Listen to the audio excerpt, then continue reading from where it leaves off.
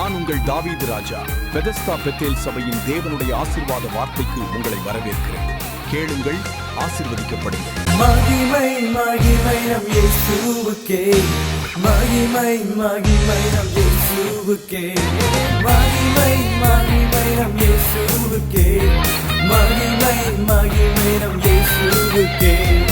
அல்லேலூயா அல்லேலூயா ஸ்தோத்திரம் என்றும், அல்லேலூயா அல்லேலூயா ஸ்தோத்திரம் என்றும், அல்லேலூயா அல்லேலூயா ஸ்தோத்திரம் என்றும், அல்லேலூயா அல்லேலூயா ஸ்தோத்திரம் என்றும்.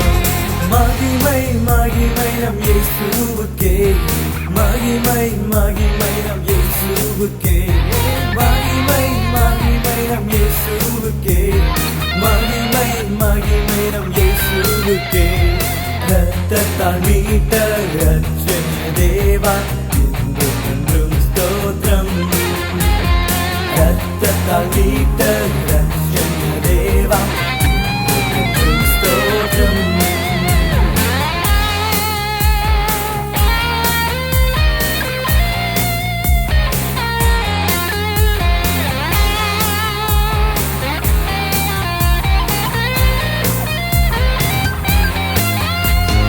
ராஜாதி ராஜா கர்த்தாதி கர்த்தா, சீக்கிரம் பாருமே. ராஜாதி ராஜா கர்த்தாதி கர்த்தா, சீக்கிரம் பாருமே. மகிமை மகிமை நம் இயேசுவுக்கே, மகிமை மகிமை நம் இயேசுவுக்கே, மகிமை மகிமை நம் இயேசுவுக்கே, மகிமை மகிமை நம் இயேசுவுக்கே. கர்த்தருக்கு ஸ்தோத்திரம். Welcome to fast and boost. இந்த நாளுக்கான தேவனுடைய ஆசீர்வாத வார்த்தை லூக்கா எழுதின புத்தகம் 2ஆம் அதிகாரத்தின் 10ஆம் வசனத்தை நான் உங்களுக்காய் வாசிக்க விரும்புகிறேன். தேவதூதன் அவர்களை நோக்கி, பயப்படாதிருங்கள், இதோ எல்லா ஜனத்திற்கும் மிகுந்த சந்தோஷத்தை உண்டாக்கும் நற்செய்தியை உங்களுக்கு அறிவிக்கிறேன். இது கிறிஸ்தவத்தினுடைய பண்டிகை காலம். நம்முடைய கிறிஸ்துமஸ் நியூ இயர் நாம் ஆயத்தமாய் கொண்டு இருக்கிற காலங்களிலே நாங்களும் எங்கள் சபையை ஆயத்தப்படுத்த வேண்டிய வேலைகள் இருந்தபடினாலே தொடர்ந்து தேவனுடைய ஆசீர்வாத வார்த்தை கொண்டு வர முடியாமைக்கு நான் வருந்துகிறேன்.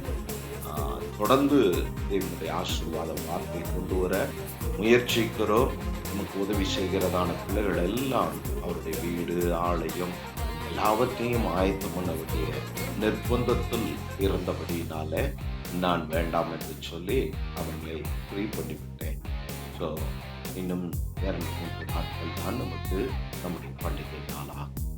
பலருக்கு கேள்வி உண்டு. இன்று நான் பெத்தேல் பைபிள் சென்டருக்கு வந்திருந்தேன். கடையும் ஏறக்குறைய ஒரு வாரம் இந்த சீசன் நேரங்களிலே பூட்டப்பட்டு தான் இருந்தது. அநேகர் அழைத்தார்கள், ஆயினும் நம்மளால் வந்து அவர்களுக்கு கொடுக்க முடியவில்லை. ஏனெனில் நம்முடைய ஆலயத்திற்கும் கடைக்கும் ஏறக்குறைய 7 கிலோமீட்டர் தூரம் இருக்கிறது. அங்கிருந்து இங்கு வந்து போவதும் சிரமமாயிருக்கும். அதனால் இன்று கடையிலே நான் இருந்தேன். பிள்ளைகள் வெளியே போயிருக்கிறாங்க. கர்த்தர் நல்லவர். இங்கே வந்துதான காலையில் நான் திறந்து வேதத்தை வாசித்து கொண்டு இன்றைக்கான வார்த்தை இந்த கிறிஸ்துமஸ் சார்ந்த ஏதாகிலும் பேச வேண்டும் என்று சொல்லி நான் வாங்கிட்டு அதற்கு நான் ஆயத்தப்பட்டு கொண்டு இருக்கும்போது ஒரு சகோதரி வந்து கேட்டார்கள், நீங்கள் கிறிஸ்துமஸ் செலிப்ரேட் பண்ணுவீர்களா என்று சொல்லி. ஏன் பண்ணக்கூடாது என்று சொல்லி அவர்களிடத்துல கேள்வி கேட்டேன். அப்போ அவங்க சொன்னாங்க, கிறிஸ்து இந்நாளில் பிறந்தார் என்று உங்களுக்கு தெரியுமா என்று என்னிடத்தில் கேள்வி எழுப்பினார்கள். அப்ப நான் கேட்டேன், அவர் பிறந்தது உண்மை, அதை நம்புகிறோம். இன்று பிறந்தாலும் என்ன, ஜனவரியில் பிறந்தால் என்ன, ஜூன் பிறந்தாலும் எனக்கு பிரச்சனை இல்லை. ஆக அவருடைய பிறப்பின் நாளை உலகமே கொண்டாடும் போது ஏன் நாம் இதை கொண்டாடக்கூடாது? ஏன் எல்லாரோடும் சேர்ந்து கிறிஸ்தவத்தை நாம் உயர்த்தக்கூடாது? கிறிஸ்தவன் என்றதான ஒரு போர்வைக்குள் இருக்கிறதான ஒரு கட்டுப்பாட்டுக்குள் இருக்கிற நாம் எல்லாரோடும் இணைந்து கர்த்தரை மேம்படுத்தலாம். எல்லா நாளும் கர்த்தர் உண்டு பண்ணினார். நாட்களை விசேஷித்துக் கொள்ளுகிறவனும் கர்த்தருக்காக, விசேஷித்துக் கொள்ளாதவனும் கர்த்தருக்காக எழுதப்பட்டு இருக்கிறது.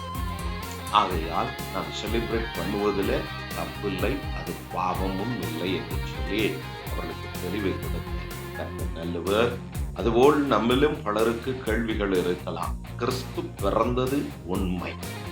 நாம் வாசிக்க கேட்ட வார்த்தையும் பல தீர்க்கதரிசிகள் நம்முடைய கேரல் ரவுண்ட்ல நாம் அநேக வார்த்தைகளை ஊழியர்கள் வாசிக்க கேட்டு இருப்பீர்கள். நாங்களும் எங்களுடைய கேரல் சர்வீஸ் எல்லாம் முடித்து நாங்கள் ஃப்ரீயானபடினால இன்று ரெக்கார்டிங் கர்த்தர் நல்லவர். இன்று நாம் வாசிக்க கேட்டதான அந்த வார்த்தை தீர்க்கதரிசிகள் சொன்ன தீர்க்கதரிசன வார்த்தைகள் உண்டு.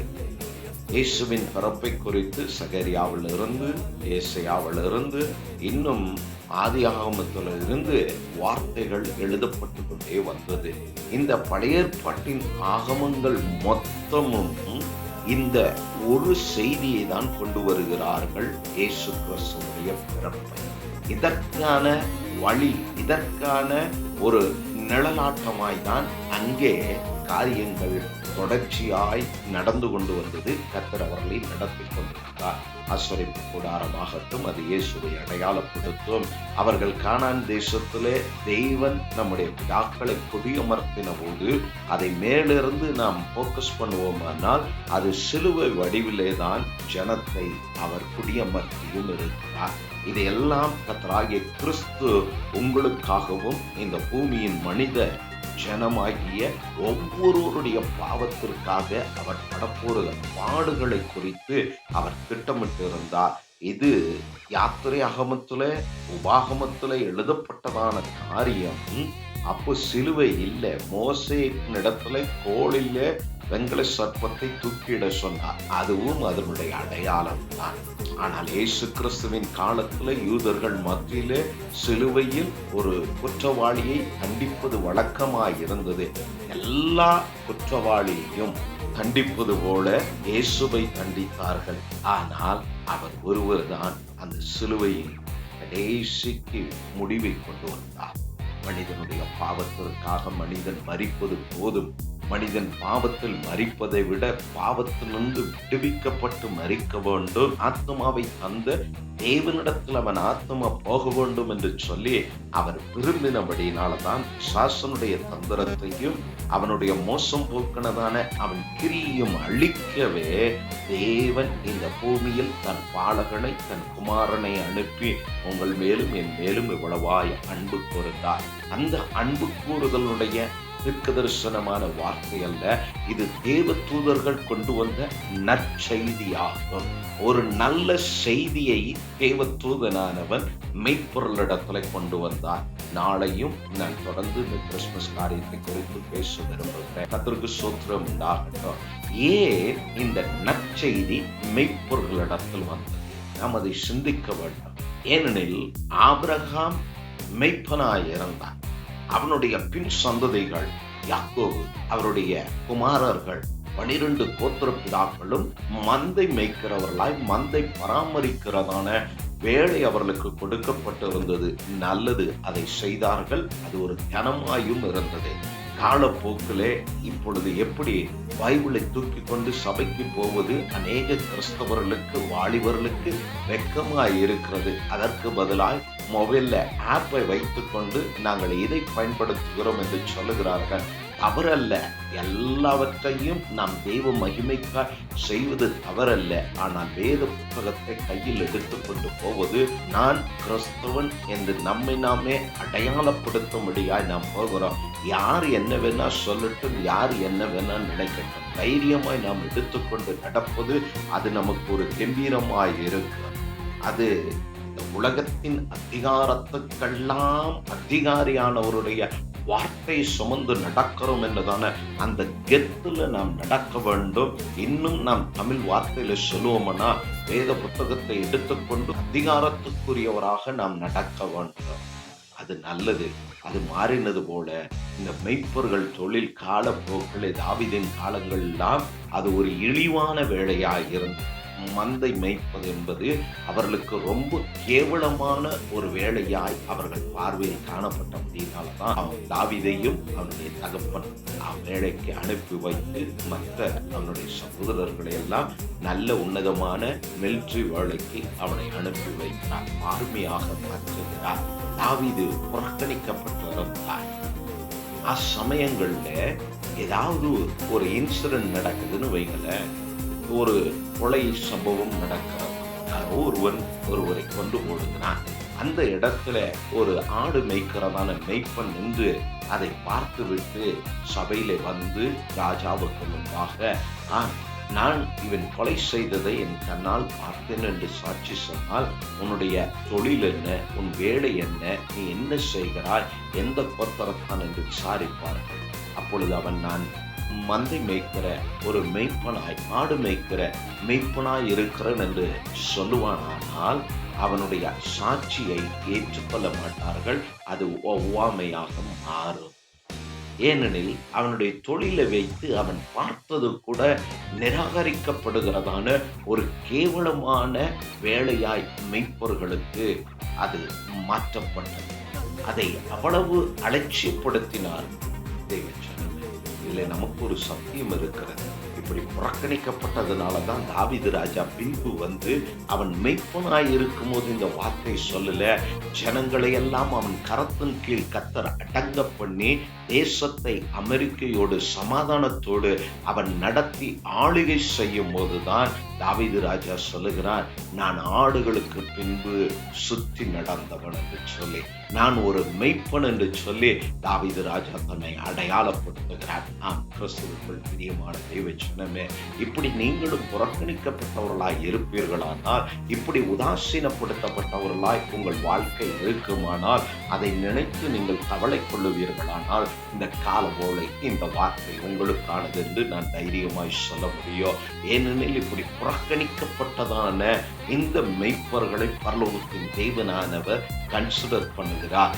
முதல் நற்செய்தி, இந்த பூமிக்கு வந்த முதல் நற்செய்தியை யாரை புறக்கணித்தார்களோ, யாரை வேண்டாம் என்று சொன்னார்களோ, யாருடைய சாட்சிகள் ஒவ்வாது என்று ஒதுக்கி வைத்தார்களோ, அந்த நற்செய்தியை அவ்விடத்துக்கு கொண்டு வந்து அவர்களை கொண்டு நமக்கு அந்த செய்தியை ஜனத்திற்கு, ராஜாவுக்கு, ஆசாரியர்களுக்கு, அங்கிருந்த பிரதானிகளுக்கு, மெய்ப்பொருள் மூலியமாய் அந்த நற்செய்தியை கர்த்தர் கொண்டு வந்தார். புறக்கணிக்கப்பட்டவர்களை பிரதானமான பாத்திரமாய் நற்செய்தியை அறிவிக்கிறதான வேலையை அவர்களுக்கு கர்த்தர் கொடுத்தார்.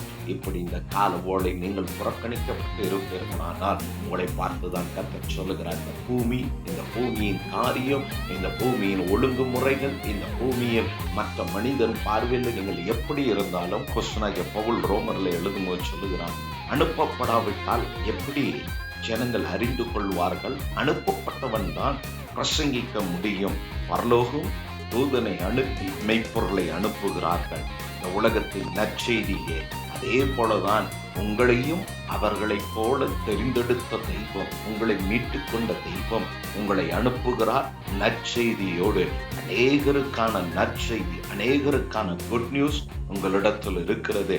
அந்த நல்ல செய்தியை தைரியமாய், தாராளமாய், அதிகாரத்தோடு ஜெபித்து கடந்து போய் அதை சொல்லுங்க, மற்றவர்களுக்கு அறிவிங்க, மற்றவர்களுக்கு தெரியப்படுத்துங்க.